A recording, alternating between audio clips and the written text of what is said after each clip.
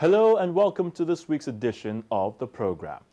This week we shall be focusing on the National Power Training Institute of Nigeria, NAPTIM, an institute which was established by the federal government on March the 23rd of 2009 and commenced full operation in September of that same year, 2009.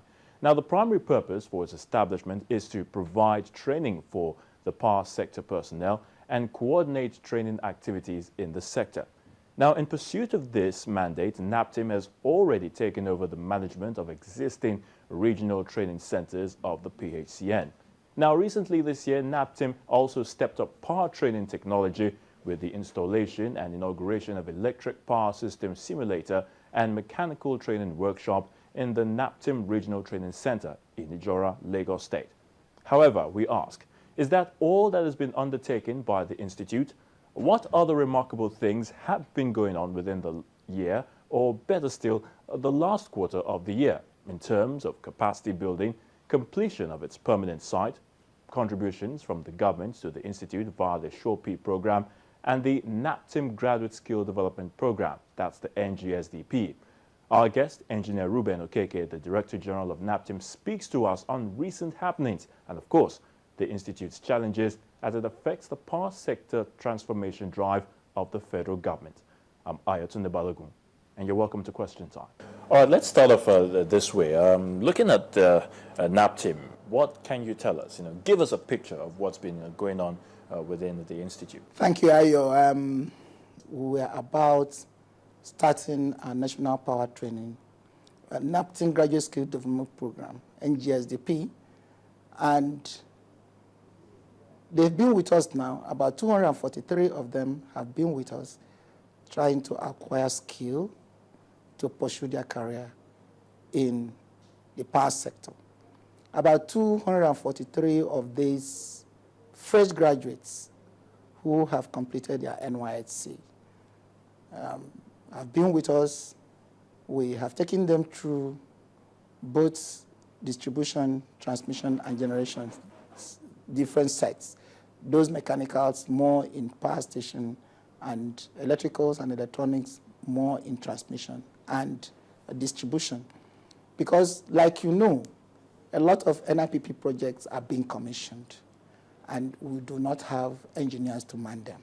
So it is quite good time for these young Nigerians, young graduates in engineering, to come out of the training program of NAPTIM, because they are going to be directly engaged in managing and operating this program.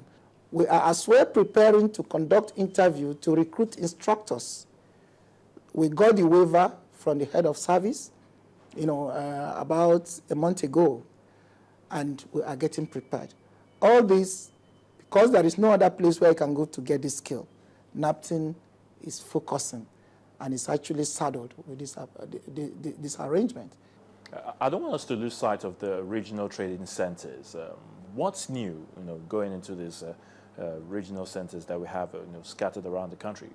What's the latest development? In all other regional training centers, we are still fortifying them to ensure that we still carry out trainings in those places. In fact, our flagships on some of them, like in Kainji and Ijora, where these are the two oldest ones, and these are where we have been investing since 2009 to bring up, the level of training that we have there. In few weeks, the minister will be going to commission, a renewable energy demonstration plant, a solar energy demonstration plant, and windmill and hybrid that will give continuously 22 kilowatts, but it is for teaching and learning. That is going to be done in Kainji, And if you go to Ijora, after you left us, it's one of the things we achieved. 1st of February, we have commissioned one of the best simulator in Ijora. Last year, we did that of Kainji, Electrical Engineering Training Laboratory, which is being expanded now to include SCADA and smart grid training. We are as well trying to beef up are training aids in in Kanu and Oji. All these are within the budget of 2013, and if the releases go on the way we expect, then we should be able to accomplish more of all the things we plan for our regional training centers. But our main campus, which is where we are targeting, is first of all, it's where we want to be delivering specialist and world-class training. We're going to have world-class training aids. It's going to be available not only for Nigerians, but for the west coast of Africa and as well as the whole Africa. By the time it's fully developed, I don't think even the one you have, the megawatt center you have in South Africa will not meet it. And we are hoping that at least by end of 2014, because if the government is going from 4,500 megawatts to 40,000 megawatts by 2020, and we know it's not going to stop there, then you need a to make sure that the manpower that will handle, manage, and operate these infrastructure when they are commissioned, gets the best. And not only that, the power sector has been deregulated. So you mean the Ministry of Power also has an internship program? Is that what you're saying? Well, it's not going to be exclusive for us. That's why we need competition. Some other people, even the people coming into power sector now, can decide to start training for themselves, But then what we are trying to do is that federal government has the will, has the power and capacity to develop napkin, and napkin is the only one that can generically look after everybody. We're going to start a program with USAID, with US Energy Agency, a program that will start on the 7th of October. That is involving Nigeria and 6 other countries of Africa. They are going to come into napkin, and we're going to still be with them for 1 week. The faculty is jointly being provided by the USEA, and you said USAID is funding the program. So when they come, they are going to see what we have on ground, and they will go back to their countries, and they will propagate us, and that will enable us to at least showcase Nigeria that if you are looking for where you are going to obtain training or skill, acquire skill, that you can come to Nigeria. And therefore, Nigerian government, what they are doing now, I will encourage and plead that they will continue to do it and even put more money. Tell us what actually has been the contributions, of the federal government to the SURE-P program. I know you've made mention of some of the things that the federal government has been doing in assistance, even though we know there's been appeals that they can actually do more. But let's narrow it down to the SURE-P. What contributions have they done? They have not made any contribution at all. You see, what we have been talking with them in the past 4 months, they've been coming here, is to see how they are going to support some engineers to come for training. They have as well indicated that they're going to take one of our projects, the one in Oji, and build this communication center and electrical engineering training laboratory in Oji. They have indicated that their intention. Not officially, I've not seen anything in writing, but they have sent, their representatives to come and have series of meetings with us on it. Now, Ayo, SURE-P has not made any significant contribution towards the development of manpower in the power sector. But I feel, Ayo, that if there is anywhere SURE-P is to intervene, it's in the power sector and it's in development of the youths. Because what they are doing, the graduate skill internship that Minister of Finance, which I spoke before, is doing, is not extended to power.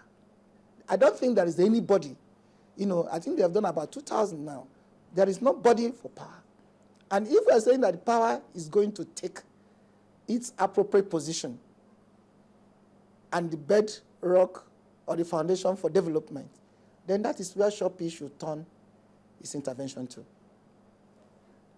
The Federal Ministry of Power wants to start that on their own. You mean an internship the internship program. specifically for power, both for artisans, for technicians, and for engineers. But we will have a more effect and reach more people, more youths, if Shopee come in to assist in this very particular direction. Because I can't see, if you come to power now, people who are in the power sector now, they've aged. It's true. Look around you, even now where you live, and those that come, and the people that come to repair faults within your locality, those that carry ladder, they have not been trained. The old ones among them will just sit down and ask the young people to go up, and they will kill themselves. That we have tried as much as possible to reduce, because we encourage, when we are getting money from what we call MITO, from market operator, we're able to train as much, over 5,000 people. And the result is there. So Shopee should actually come into power sector to develop the youths and provide them. I'm talking about 17,000 youths that will be required to support 40,000 megawatts. 17,000 youths. Like I was saying, they encouraged us, the NDPHC, through the Vice President of the nation, who is the chairman, has encouraged us to disseminate this information, expand our jingle, to enable Nigerian youths know the potentials that exist in the power sector, so that they can come up, buy into it, get trained, and if you like, go to 50,000 megawatts.